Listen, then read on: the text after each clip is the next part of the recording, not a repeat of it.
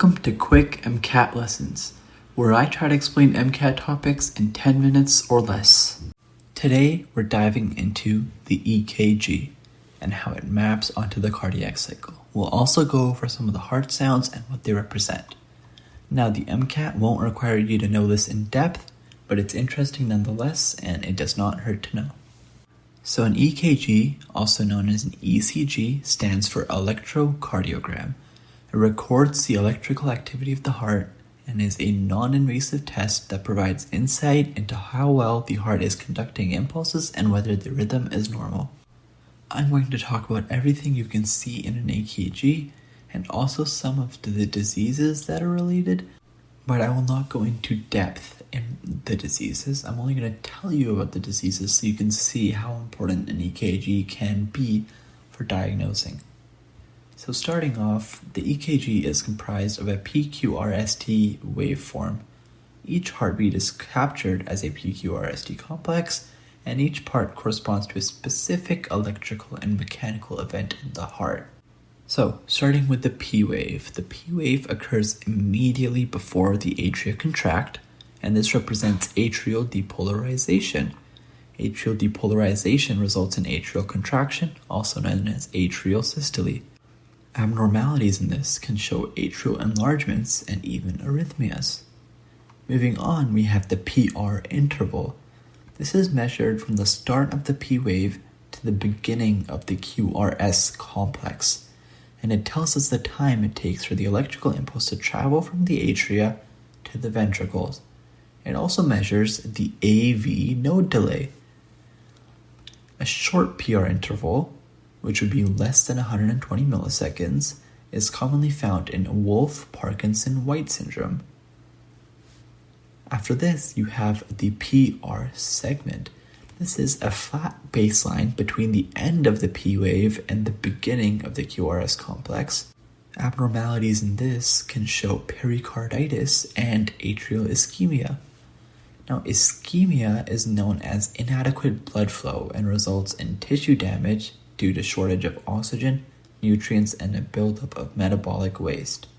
You may have also heard of hypoxia. Hypoxia and ischemia are similar in the reduction of oxygen, but they're different because hypoxia means less oxygen, but the blood flow is still okay, so there's no buildup of metabolic waste and you still get nutrients, whereas ischemia is inadequate blood flow. So you don't get oxygen, but you also don't get nutrients, and there's a buildup of metabolic waste.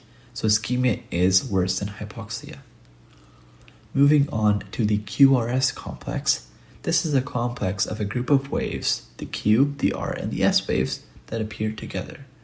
They indicate electrical impulse traveling through the ventricles, which causes ventricular contraction, also known as ventricular systole. Changes in this shape, duration, or even presence can indicate arrhythmias, conduction problems, and even a heart attack. After this, you have your ST segment. This represents the end of ventricular depolarization and the beginning of ventricular repolarization, which means this is the end of the contraction to rest. This should be a flat line on the EKG, and this is also important for spotting ischemia or infarctions. Finally, you have the T wave. The T wave is for ventricular repolarization. This is where the ventricles prepare to relax and fill again, so diastole. A mnemonic you can use to remember this is P is for push, so the atria, QRS is for squeeze, so the ventricles, and T is for take a break, so diastole. Moving on to heart sounds.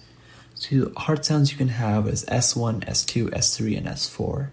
S1 and S2 you will always have. These are, S1 is the closure of the AV valves, and this marks the start of ventricular systole. It is also lub, the first sound of the heartbeat, as we talked about last episode.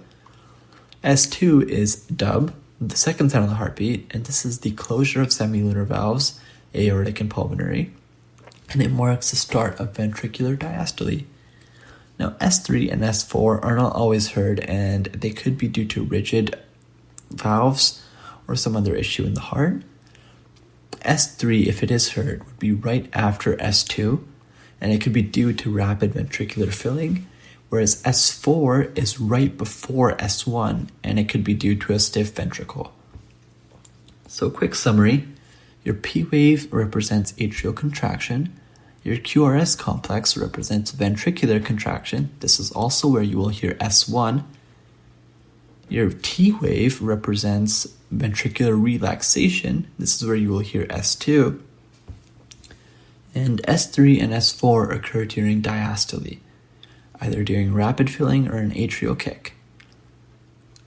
That's it for today. Next episode, we'll talk about blood pressure regulation, including how sympathetic and parasympathetic systems fine-tune cardiac output.